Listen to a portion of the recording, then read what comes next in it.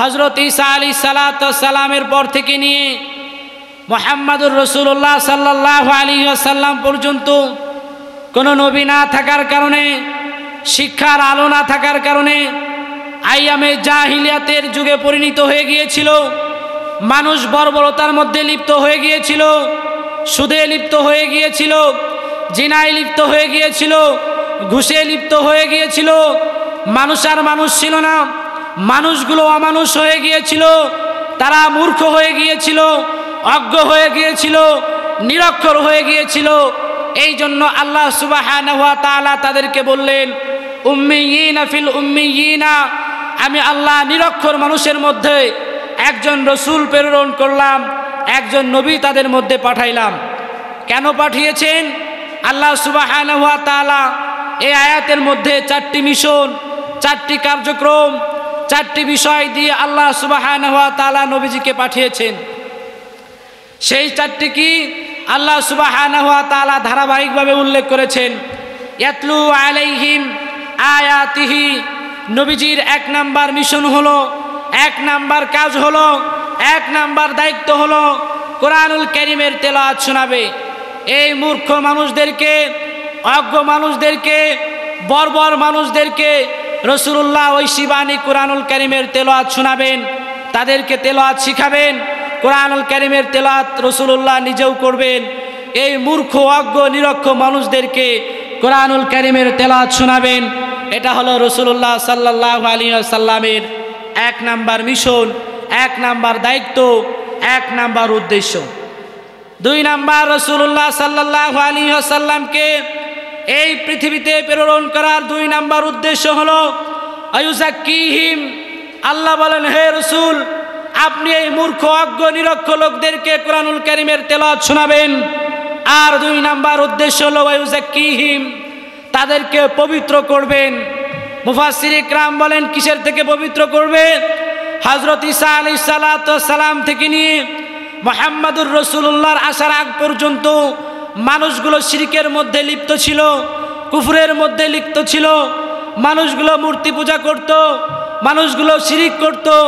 আল্লাহ সুবহানাহু ওয়া তাআলা নবীজিকে বললেন, ওয়ায়ুযাক্কিহিম, এই উম্মি লোকদেরকে, নিরক্ষর লোকদেরকে, অজ্ঞ লোকদেরকে আপনি তাদের দিলের ভিতর থেকে বাহ্যিক এবং অভ্যন্তরীণ, বাহ্যিক দৃষ্টিকোণ থেকে এবং অভ্যন্তরীণ দৃষ্টিকোণ থেকে আপনি তাদেরকে পবিত্র করুন, শিরক থেকে পবিত্র করুন, কুফর থেকে পবিত্র করুন। এটা হলো রাসূলুল্লাহকে প্রেরণ করার 2 নাম্বার উদ্দেশ্য। 3 নাম্বার, আল্লাহ রাব্বুল আলামিন বলছেন, ওয়ায়ুআল্লিমুহুমুল কিতাবা, হে রাসূল, আমি আপনার কাছে যেই কিতাব নাজিল করলাম, যেই কিতাব আপনাকে দিলাম, এই কিতাবের জ্ঞান আপনি মানুষকে শিক্ষা দিন। এই কিতাবের জ্ঞান, এই কিতাবের ইলম, এই কিতাবের ব্যাখ্যা, এই কিতাবের বিশ্লেষণ, এই কিতাবের আহকাম, এই কিতাবের হুকুমগুলো এই উম্মি লোকদেরকে আপনি শিক্ষা দিন। এটা হলো রাসূলুল্লাহকে প্রেরণ করার 3 নাম্বার মিশন। 4 নাম্বার মিশন আল্লাহ বলেন ওয়াল হিকমা। মুফাসসির ইকরাম বলেছেন, হিকমা দ্বারা উদ্দেশ্য হলো, হে নবী, আপনার যে নীতি নৈতিক আদর্শ রয়েছে, আপনার যে সুন্নাহ রয়েছে, আপনার যে আদর্শ রয়েছে, এই আদর্শগুলো আপনি এই উম্মি লোকদেরকে, নিরক্ষর মূর্খ লোকদেরকে আপনি আদর্শ শিক্ষা দিন, নীতি নৈতিকতা শিক্ষা দিন, আপনার সুন্নাহগুলো আপনি মানুষদেরকে শিক্ষা দিন। সম্মানিত হাজিরিন, আমরা কোরআনুল কারীমের এই আয়াতের মাধ্যমে স্পষ্ট ভাষায় বুঝতে পারলাম আল্লাহ সুবহানাহু ওয়া তাআলা এই পৃথিবীর বুকে নবীজিকে পাঠানোর 4টি মিশন, 4টি উদ্দেশ্য নিয়ে আল্লাহ নবীজিকে প্রেরণ করেছেন। 1 নাম্বার উদ্দেশ্য হলো আল্লাহর নবী নিরক্ষর মূর্খ লোকদেরকে কোরআনুল কারীমের তেলাওয়াত করে শোনাবে। 2 নাম্বারে এই নিরক্ষর মূর্খ লোকদেরকে পবিত্র করবে। 3 নাম্বার উদ্দেশ্য হলো এই নিরক্ষর মূর্খ লোকদেরকে কোরআনের ইলম শিক্ষা দিবে, জ্ঞান শিক্ষা দিবে। 4 নাম্বার উদ্দেশ্য হলো নবীজির নীতি নৈতিক আদর্শ, নবীজির সুন্নাহকে এই মূর্খ লোকদেরকে শিক্ষা দিবে। আল্লাহ রাব্বুল আলামিন ধারাবাহিকভাবে এই 4টি বিষয় এই আয়াতে কারিমার মধ্যে উল্লেখ করেছেন। আমরা যদি পর্যালোচনা করতে যাই, দেখতে যাই, এই 4টি বিষয় একত্রে কোথায় শিক্ষা দেওয়া হয়। 1 নম্বরে কোরআনুল কারীমের তেলাওয়াত কোথায় শিক্ষা দেওয়া হয়, কোথায় করানো হয়।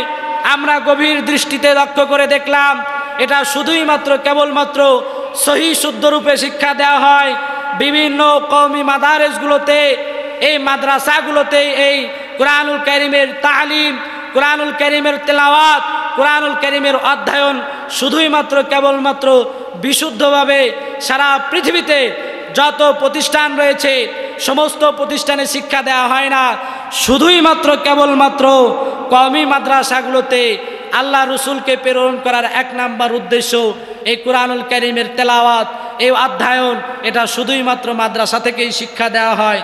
এই জন্য নবীজিকে প্রেরণ করার এক নাম্বার মিশন আমরা পেয়ে গেলাম। এই মিশনের জায়গা কোথায়?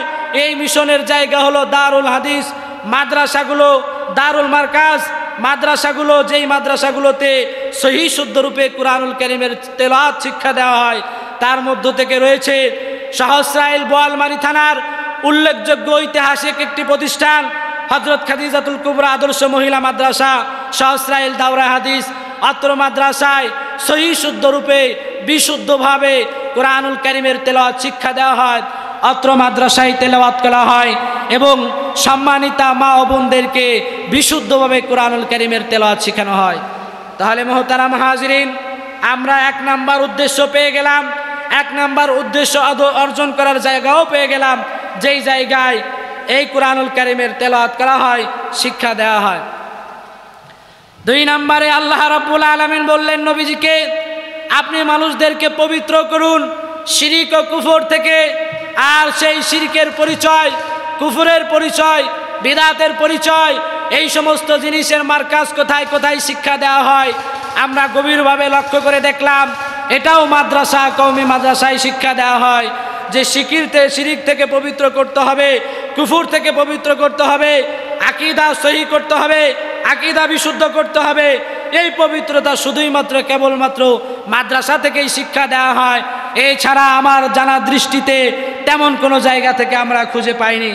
তাহলে নবীজিকে প্রেরণ করার চারটা মিশনের দুইটাই আমরা পেয়ে গেলাম কওমি মাদারেসগুলোতে।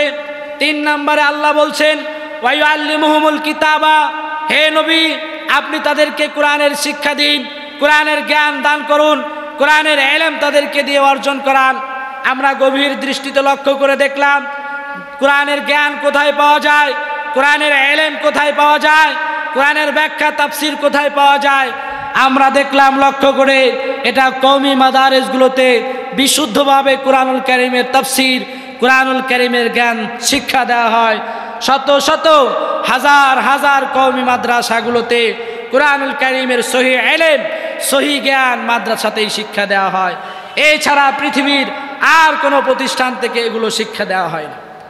চার নাম্বার আল্লাহ বলছেন ওয়াল হিকমা, হে রাসূল আপনার নীতি নৈতিক আদর্শ, আপনার সুন্নাহগুলো আপনি এই উম্মীদেরকে শিখান, নিরক্ষর মানুষদেরকে শিখান, মানুষদেরকে বলেন। আমরা গভীর দৃষ্টি করে লক্ষ্য করে দেখলাম যে নীতি নৈতিক আদর্শ নবীজির সুন্নাহ কোথায় গেলে পাওয়া যায়, কোথা থেকে শিক্ষা গ্রহণ করা যায়। আমরা সেই মারকাজটাও পাইলাম মাদারেসে কওমিয়া, কওমি মাদ্রাসাগুলোতেই রাসূলুল্লাহর সুন্নাহ শিক্ষা দেওয়া হয়, রাসূলুল্লাহর নীতি নৈতিক আদর্শ শিক্ষা দেওয়া হয়। এছাড়া পৃথিবীর কোনো প্রতিষ্ঠানে কোনো জায়গায় নীতি নৈতিক আদর্শ রাসূলুল্লাহর সুন্নাহ শিক্ষা দেওয়া হয় না। সম্মানিত হাজিরিন, তো নবীজিকে প্রেরণ করার মূল যে চারটি মিশন, মূল যে চারটি ধারা, মূল যে চারটি কাজ, এটা আমরা কওমি মাদ্রাসা থেকে পাইলাম। আর এই মাদ্রাসা থেকে এই মারকাজ থেকে এটা শিক্ষা দেওয়া হয়। এছাড়া পৃথিবীর কোনো জায়গা থেকে সহি শুদ্ধ রূপে এটা জ্ঞান অর্জন করা যায় না। এই জন্য সহস্রাইলবাসীদেরকে বলবো, আপনারা তো সৌভাগ্যবান যে আপনাদের মতো এই জায়গায় আল্লাহ রাব্বুল আলামিন একটি দ্বীনি মারকাজকে কবুল করেছেন। সুদূর থেকে এসে ইলমের জ্ঞান নিয়ে এসে আপনাদের এখানে ফেরি করে বেড়াচ্ছেন। ইলমের ফেরিওয়ালা ভাই হযরত মাওলানা আব্দুল্লাহ আল ফরিদি ভাই আপনাদের কাছে গিয়ে গিয়ে দাঁড়ে দাঁড়ে গিয়ে ইলমের ফেরি করে বেড়াচ্ছেন। আমরা যদি এটাকে মূল্যায়ন না করি তাহলে কে মূল্যায়ন করবে? আসুন দল মত নির্বিশেষে এই বর্বরতার যুগে, এই বেহায়াপানার যুগে আপনার মেয়েকে, আপনার ছেলেকে যদি সুশিক্ষায় শিক্ষিত করতে চান, কওমি মাদারিসের বিকল্প কোনো শিক্ষা নেই। এই জন্য আসুন, আপনার মেয়েকে যদি আদর্শবান সন্তান হিসাবে গড়ে তুলতে চান, আপনি আপনার সন্তানকে পৌঁছে দিন সহস্রাইল হযরত খাদিজাতুল কুবরা আদর্শ মহিলা মাদ্রাসায়। সন্তান আপনার আদর্শবান গড়ে তোলার দায়িত্ব আমাদের। আল্লাহ সুবহানাহু ওয়া তাআলা আমাদের সকলকে তৌফিক দান করেন। সকলে পড়ছি আল্লাহুম্মা আমিন। সম্মানিত উপস্থিতি, লম্বা আলোচনা করতেছিলাম, এখন আসুন, এটা তো এলেমের দ্বীনের গুরুত্ব ফাজাইল সম্পর্কে আলোচনা করলাম। আজ সারা পৃথিবীতে লক্ষ্য করে দেখছি, আমরা জানি সারা পৃথিবীর মুসলমান আজ নির্যাতিত, নিপীড়িত, অসহায় হয়ে পড়েছে। অথচ আল্লাহ রাব্বুল আলামিন তিনি বলেছেন, আমাকারু আমাকারাল্লাহ আল্লাহু খায়রুল মাকিরিন। আল্লাহ সুবহানাহু ওয়া তাআলা উম্মতে সর্বশ্রেষ্ঠ উম্মত হিসাবে প্রেরণ করেছেন, সম্মানিত হিসাবে প্রেরণ করেছেন, ইজ্জতওয়ালা হিসাবে প্রেরণ করেছেন। কিন্তু আজকে আমরা পৃথিবীর দিকে লক্ষ্য করে দেখছি, মাতৃভূমির দিকে লক্ষ্য করে দেখছি, বিশ্বের দিকে লক্ষ্য করে দেখছি, আজ মুসলমান নির্যাতিত, নিপীড়িত, অসহায়। আল্লাহ রসুল সাল্লাল্লাহু আলাইহি ওয়াসাল্লামের একজন বিশিষ্ট সাহাবী হযরত জুলাইবিব রাদিয়াল্লাহু তাআলা, তিনি ছিলেন নবীজির একজন বিশিষ্ট সাহাবী। লোকটা ছিল কালো কুচকুচে, লোকটা ছিল বেটে, দেখতে তেমন ভালো দেখা যাইতো না, তেমন পছন্দ করতো না। আমাদের দেশের নিয়ম হলো, যার চামড়া সাদা যত বেশি তার দাম তত বেশি, ঠিক কিনা জোরে বলেন। আর আপনার আফ্রিকার মানুষগুলো, হাবশি দেশের মানুষগুলো, যে যত কালো হবে তার দাম তত বেশি হবে। সুবহানাল্লাহ। তো আল্লাহ রসুলের এই বিশিষ্ট সাহাবী হযরত জুলাইবিব রাদিয়াল্লাহু তাআলা, মক্কার ছোট্ট বেটে মানুষ, দেখতে কালো দেখা যায়, ভালো দেখা যায় না, সুন্দর লাগে না। তো এই সাহাবী রাসূলুল্লাহর খেদমতে সামনের কাতারে সব সময় থাকতেন, মজলিসেও সামনে থাকতেন, সব জায়গায় আগের কাতারে থাকতেন। এটাই এই সাহাবীর বৈশিষ্ট্য ছিল।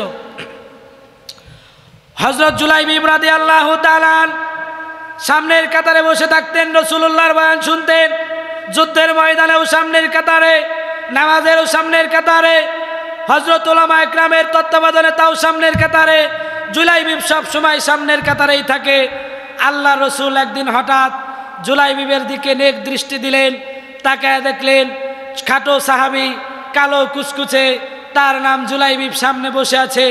আল্লাহ রসুল হযরত জুলাইবিবকে ডাকলেন, তালিয়া জুলাইবিব, হে জুলাইবিব, তুমি আমার কাছে আসো। সুবহানাল্লাহ। আল্লাহ রসুল জুলাইবিবকে ডাকলেন, কাছে আনলেন। নবীজি বলছেন, জুলাইবিব শোনো, মক্কার কোনো মানুষ যদিও তোমাকে না চিনে, কিন্তু আমি মুহাম্মদুর রাসূলুল্লাহ তোমাকে ভালো করেই চিনি। তুমি কোন সাহাবী, তোমার আমল আখলাক মক্কার মানুষ না চিনলেও আমি কিন্তু তোমাকে ভালো করেই চিনি। সুবহানাল্লাহ। মুসলমান ভাইয়ের আমার, আল্লাহর নবী সাল্লাল্লাহু আলাইহি ওয়াসাল্লাম হযরত জুলাইবিবকে কাছে টেনে নিলেন। কাছে টেনে নিয়ে বলছেন, জুলাইবিব তুমি আমার কাছে আসো। মক্কার কোনো মানুষ যদিও তোমাকে চিনে না, কিন্তু আমি রসুল কিন্তু তোমাকে ভালো করেই চিনি। ও জুলাইবিব, তুমি দেখি মজলিসে সবার আগে থাকো, যুদ্ধের ময়দানেও তুমি আগে থাকো, নামাজেও তুমি সবসময় সামনের কাতারে থাকো। ও জুলাইবিব, আমি তোমাকে মহাব্বত করি, ভালোবাসি, তুমিও আমাকে মহাব্বত করো, ভালোবাসো। সুবহানাল্লাহ। যখনই নবীজি এই কথা বললেন, এই কথা বলার সাথে সাথে হযরত জুলাইবিবের চোখ দিয়ে অশ্রু প্রবাহিত হলো। হযরত জুলাইবিবকে আল্লাহর নবী বললেন, জুলাইবিব তোমার তো অনেক বয়স হয়েছে, বিবাহ শাদী তোমার করার দরকার, তুমি কি বিবাহ শাদী করবে? হযরত জুলাইবিব ডেকে বলছেন, ইয়া রাসূলুল্লাহ, ইয়া হাবিবাল্লাহ, আমি হলাম মক্কার এমন একজন মানুষ যে দেখতে কুচকুচে কালো, বেটে, আমার চেহারা ভালো না, আমাকে দেখতে ভালো দেখা যায় না। মক্কার এমন কোন মানুষটা আছে যে আমি জুলাইবিবের সাথে তার মেয়ে বিবাহ দিবে? বা মক্কায় কি এমন কোন মেয়ে আছে যে বেটে মানুষ পছন্দ করবে, কালো মানুষ পছন্দ করবে? আল্লাহর নবী সাল্লাল্লাহু আলাইহি ওয়াসাল্লাম হযরত জুলাইবিবকে ডেকে বললেন, জুলাইবিব, তুমি বিবাহ করবা নাকি এটা বলো। তুমি যদি বিবাহ করো, আমি রাসূল তোমার পক্ষ থেকে প্রস্তাব দিয়ে মক্কা নগরীর সুন্দর একজন মেয়ের সাথে তোমার বিবাহ করায় দিব। সুবহানাল্লাহ। হযরত জুলাইবিব ডেকে বললেন, পয়গম্বর, আপনি যদি আমার সব দায়িত্ব নেন তাহলে আমি বিবাহে রাজি আছি। আল্লাহর নবী বললেন, জুলাইবিব, তোমার বিবাহের প্রস্তুতি গ্রহণ করো। তুমি প্রস্তুতি গ্রহণ করো, মক্কাতুল মুকাররমার সুন্দর রমণীর সাথে তোমার বিবাহ হবে। একটা চিলকোট লিখে দিলেন নবীজি জুলাইবিবের জন্য। জুলাইবিবকে ডেকে বললেন, জুলাইবিব, এই চিলকোট নিয়ে তুমি মক্কা নগরীর আমক বাবার কাছে দিবা। এই চিঠিটা, চিলকোটটা খুলে সে যখন দেখবে আমি মুহাম্মাদুর রাসূলুল্লাহর পক্ষ থেকে এই চিলকোটটা প্রেরণ করেছি, সে তার মেয়েকে তোমার সাথে বিবাহ দিবে। তুমি এই চিলকোটটা তার কাছে নিয়ে দিবা।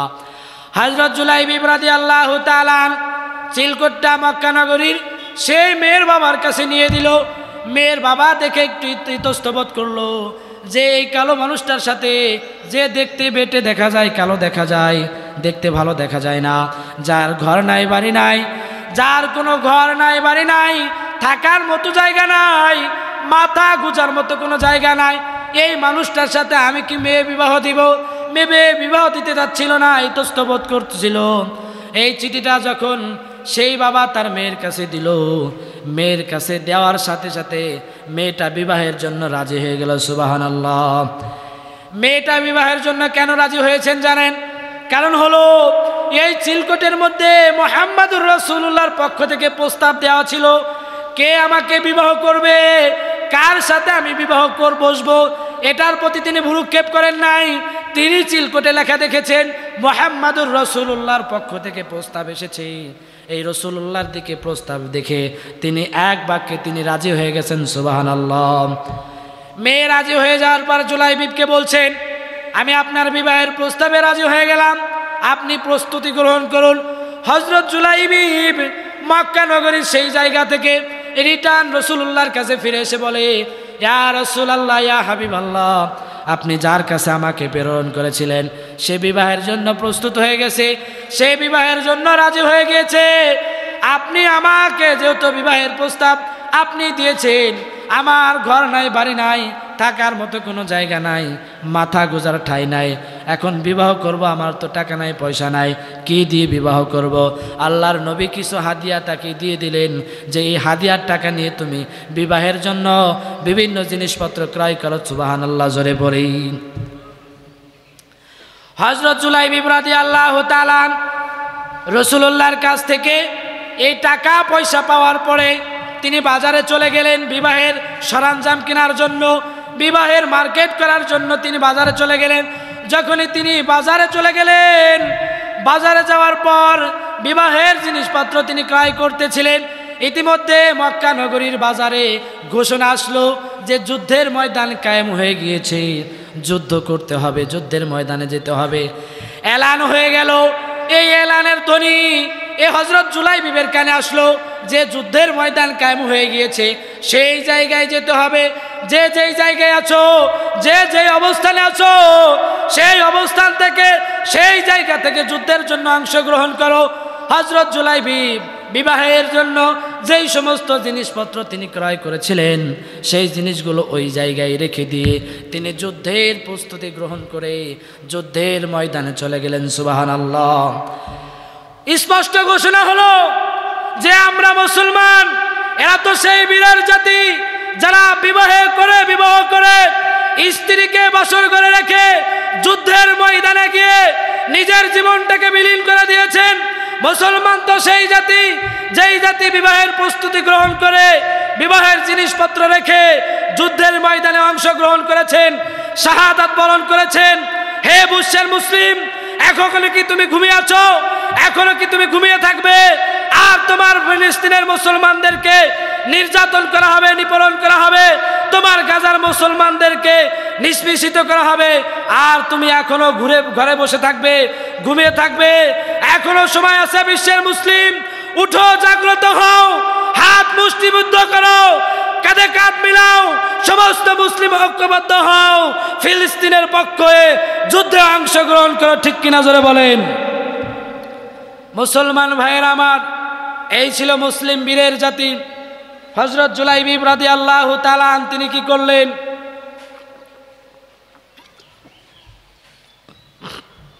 এই জিনিসগুলো ওই জায়গায় রেখে দিয়ে তিনি যুদ্ধের ময়দানে অংশগ্রহণ করলেন। যুদ্ধ শুরু হয়ে গেল। বলছিলাম জুলাইবিব সবসময় সামনের কাতারে থাকে। যুদ্ধের ময়দানে বীর পুরুষের মধ্যে যুদ্ধ অংশগ্রহণ করে শাহাদাত বরণ করলেন, দুনিয়া থেকে বিদায় নিয়ে চলে গেলেন। নবীজি ছিলেন, সাহাবীরা ছিলেন, নবীজির অভ্যাস ছিল যুদ্ধের ময়দানে যারা শাহাদাত বরণ করেছে তাদেরকে ওই জায়গায় দাফন করে নবীজি হিসাব নিকাশ করে চলে আসতেন। নবী আলাইহিস সালাতু ওয়াস সালাম যুদ্ধ শেষ হয়ে গেল, সাহাবীদেরকে বললেন, আমার সাহাবায়ে কেরাম দেখো কে কে শাহাদাত বরণ করেছে, কে কোন জায়গায় আছে, কে কোথায় আছে। সাহাবায়ে কেরাম তন্ন তন্ন করে তালাশ করলেন, কোথাও আর মুসলিম পেলেন না।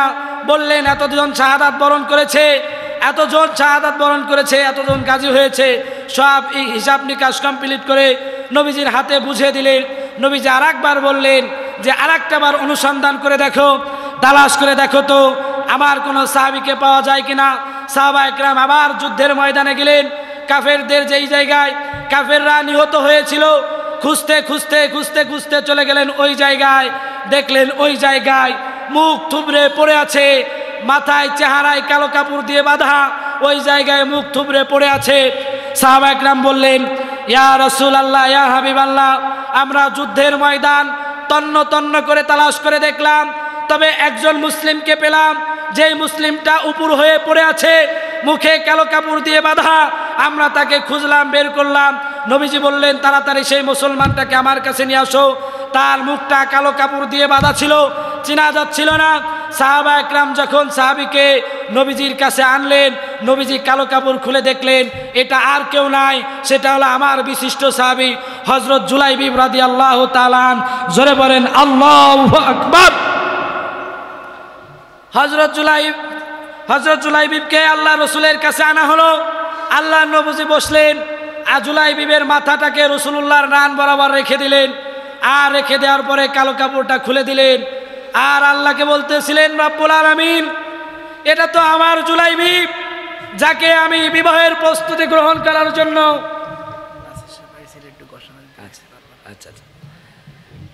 এটা তো আমার বিশিষ্ট সাহাবী হযরত জুলাইবিব, যাকে বিবাহের প্রস্তুতি গ্রহণ করার জন্য আমি প্রেরণ করেছিলাম, পাঠিয়েছিলাম। সে কিনা বিবাহের প্রস্তুতি গ্রহণ করা বাদ দিয়ে যুদ্ধের ময়দানে এসে বীর পুরুষের মতো যুদ্ধ করে শাহাদাত বরণ করলো। আল্লাহ তুমি সাক্ষী থাকো, আমি রাসূল এই জুলাইবিবের প্রতি সন্তুষ্ট হয়ে গেলাম, খুশি হয়ে গেলাম, রাজি হয়ে গেলাম। আল্লাহ আমি খুশি হয়ে গেলাম, তুমিও আমার সাহাবী আমার জুলাইবিবের প্রতি খুশি হয়ে যাও, সন্তুষ্ট হয়ে যাও। জোরে বলেন আল্লাহু আকবার। মুসলমান ভাইয়েরা আমার, আল্লাহ রসুল বললেন, ওগো রব্বুল আলামিন, আমি আমার সাহাবী জুলাইবিবের প্রতি সন্তুষ্ট হয়ে গেলাম, খুশি হয়ে গেলাম, তুমিও খুশি হয়ে যাও, সন্তুষ্ট হয়ে যাও। এই কথা বলে জুলাইবিবের রান মাথাটাকে রাসূলুল্লাহ রানের উপর রাখলেন, দোয়া করতেছেন। একবার জুলাইবিবের দিকে তাকান, আর একবার আকাশের দিকে তাকান, আর মুস্কি মুস্কি হাসেন। সাহাবায়ে কেরাম বললেন, ইয়া রাসূলুল্লাহ, ইয়া হাবিবাল্লাহ, আপনি একবার জুলাইবিবের চেহারার দিকে তাকান, আর একবার আসমানের দিকে তাকান, আর মাঝে মাঝে মুস্কি মুস্কি হাসেন।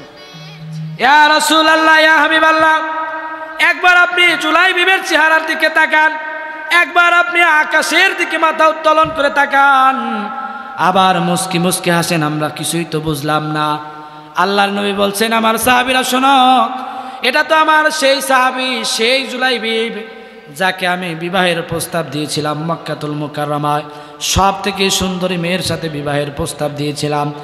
সে বিবাহ না করে, বিবাহের বাজার করে ওইগুলো ফেলে এসে যুদ্ধের ময়দানে এসে সামনের কাতারে দাঁড়িয়ে বীর পুরুষের সাথে যুদ্ধ করে অংশগ্রহণ করে শাহাদাত বরণ করেছে।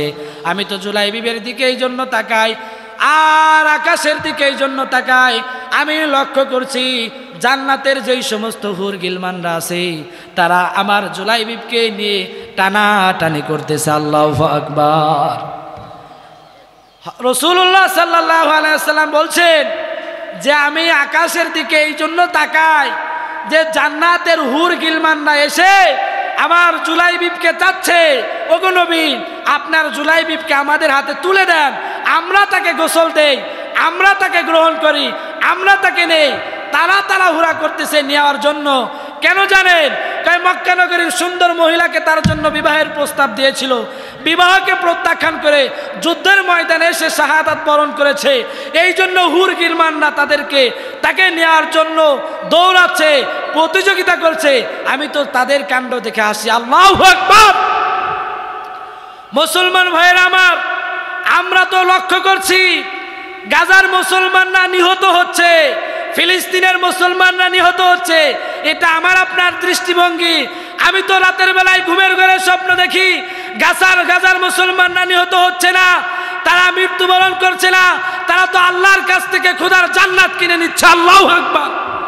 আমাদের কাছে মনে হচ্ছে যে তারা মারা যাচ্ছে, নিষ্পেষিত হচ্ছে, রক্তাক্ত হচ্ছে। আমি তো দেখতেছি তারা খোদার জান্নাত আল্লাহর কাছ থেকে দুনিয়া থেকে কিনে কিনে নিয়ে চলে যাচ্ছে, আর আমি আপনি পিছনে পড়ে যাচ্ছি, আমরা তাদের কাতারে সামিল হতে পারছি না। মুসলমান ভাইয়েরা আমার, তাহলে চিন্তা করে দেখুন তো যে আপনি দুনিয়া থেকে বিদায় নিয়ে যেতে দেরি আছে, কিন্তু খোদার জান্নাতে যেতে। নাসিরউদ্দিন যুক্তিবাদী সাহেব তিনি উপস্থিত হয়ে গেছেন। কিছু সময়ের মধ্যেই তিনি আমাদের এই মঞ্চে আলোকিত করবেন, দর্শে বুখারীর দর্শ উদ্বোধন করবেন। এখনো যিনারা এদিকে সেদিকে রয়েছেন আপনাদেরকে উদারত আহ্বান জানাচ্ছি, আপনারা অতি সত্বর চলে আসুন। হুজুর আমাদের মাঝে উপস্থিত হয়ে গেছেন, উনি নির্ধারিত সময় দিয়ে হয়তো চলে যাবেন। ওনাকে আমরা অনেক কষ্ট করে পেয়েছি। হুজুরকে আনার জন্য মানুষ মাসকে মাস সিরিয়াল দিয়ে বসে থাকে একটা ডেট নেওয়ার জন্য। অনেক কষ্ট করে আপনাদের সসরাইল এলাকায় এনেছি, হুজুর এসেছেন। আজকে আপনারা যদি এলোমেলো থাকেন, অনেক সময় ইচ্ছা করেও অনেক জিনিস পাওয়া যায় না, আর অনেক জিনিস পাওয়া গেলেও সেই জিনিসটা ধরে রাখা সম্ভব হয় না।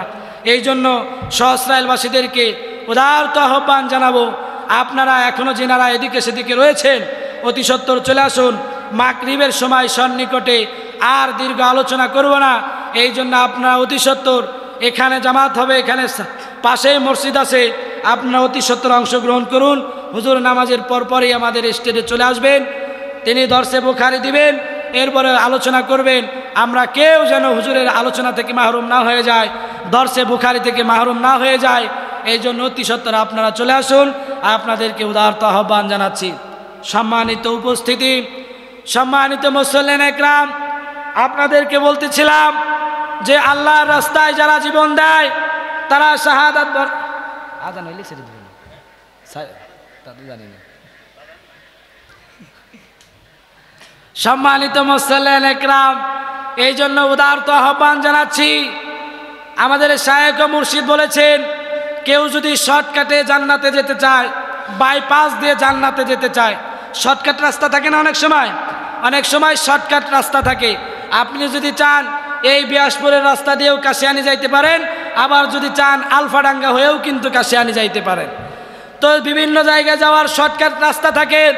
উস্তাদুল আতাজিদা হযরত মুহতারাম বলেছেন, পৃথিবীর মানুষ শোনো, তোমরা যদি বাইপাস দিয়ে জান্নাতে যেতে চাও, শর্টকাটে জান্নাতে যেতে চাও, তাহলে ফি সাবিলিল্লাহ আল্লাহর রাস্তায় জীবন দাও, শাহাদাত বরণ করো। শাহাদাত বরণ করতে দেরি আছে, খোদার জান্নাতে যেতে দেরি নাই। আল্লাহু আকবার। আপনি ইবাদত বন্দেগী করে জান্নাতে যেতে পারবেন, অনেক লেট হয়ে যাবে, কিন্তু আপনি এলায়ে কালিমাতুল্লাহর জন্য, আল্লাহর জমিনে আল্লাহর কালিমাকে বাস্তবায়ন করার জন্য, এলায়ে কালিমাতুল্লাহর জন্য কাফের, মুশরিক, বেঈমান, বেদুইন, ইহুদি, খ্রিস্টান, ইসরায়েলের বিপক্ষ হয়ে যদি আপনি যুদ্ধ করে শাহাদাত বরণ করতে পারেন, শাহাদাত বরণ করতে দেরি আছে, কিন্তু খোদার জান্নাতে যেতে দেরি নাই। আল্লাহু আকবার। সূরাতুল বাকারা 2 নম্বর পারার 1 নম্বর পৃষ্ঠায় আল্লাহ বলছেন, যারা আল্লাহর রাস্তায় জীবন দেয় তারা মৃত না, বাল আহইয়া, বরং তারা জীবিত। তারা কি বলেন? জীবিত। আল্লাহ বলছেন, নাহনু নারযুকুহুম, যারা আমি আল্লাহর রাস্তায় জীবন দেয়, যারা শাহাদাত বরণ করে, আমি আল্লাহ তাদেরকে রিজিক দেই। আল্লাহু আকবার। তা আল্লাহ সুবহানাহু ওয়া তাআলার রাস্তায় যদি আপনি জান্নাতুল ফেরদাউসে মালিক হতে চান, শর্টকাটে জান্নাতে যেতে চান, বাইপাস দিয়ে জান্নাতে যেতে চান, তাহলে জিহাদের কোনো বিকল্প নাই। আমাদের সকলের দিলে জিহাদের তামান্না থাকা লাগবে। জিহাদের কি থাকা লাগবে? তামান্না থাকা লাগবে। আবু দাউদ শরীফ 2য় খণ্ড কিতাবুল জিহাদ আমি পড়াই। এই প্রথম হাদিস দিকে আল্লাহ রসুল বলছেন, যদি পৃথিবীর কোনো মানুষ, কোনো মুসলমান এমত অবস্থায় মারা যায় যার দিলে জিহাদের কোনো তামান্না ছিল না, আশা আকাঙ্ক্ষা ছিল না, নবীজি বলেন ও মুসলমান হয়ে মারা যাক নাকি মুনাফিক হয়ে মারা যাক এটা আমার দেখার বিষয় না। তার মানে হলো পৃথিবীর মুসলমান সকলের দিলে জিহাদি তামান্না থাকা লাগবে, জিহাদি প্রেরণা থাকা লাগবে, আল্লাহর রাস্তায় শহীদ হওয়ার তামান্না থাকা লাগবে। আল্লাহ রাব্বুল আলামিন আমাদের সকলকে তৌফিক দান করেন। সকলে পড়ছি আল্লাহুম্মা আমিন। আমাদের সকলকে শহীদ হিসাবে কবুল করুন। সকলে পড়েন আমিন।